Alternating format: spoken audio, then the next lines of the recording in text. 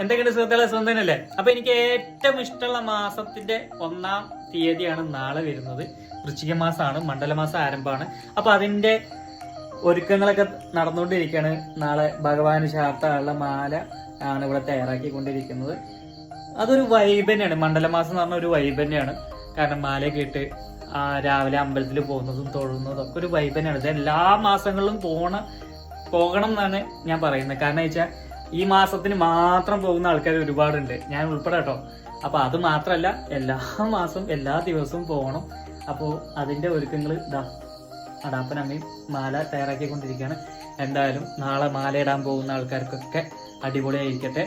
ഇനി അങ്ങോട്ടുള്ള വർഷം അടിപൊളിയായി മാറട്ടെ എന്ന് തന്നെ ആശംസിക്കുന്നു. അപ്പൊ എന്തെങ്കിലും പറയണ്ട അമ്മയ്ക്ക്? ആശംസകൾ. പുതിയ വർഷം തുടങ്ങട്ടെ. Happy new year. Happy new year വരാൻ കുറച്ചും കൂടി ഉണ്ട്. അപ്പൊ തന്നെ സ്വാമിക്ക് മാല കെട്ടി ചാർത്താൻ അതൊരു നല്ല ഇതാണ്. അമ്പലത്തിൽ പോയി തൊഴണം. നാളെ വൃശ്ചികം 1-ാം തീയതിയാണ്. സ്വാമി അയ്യപ്പനോട് ദിവസമാണ്. പറയാം.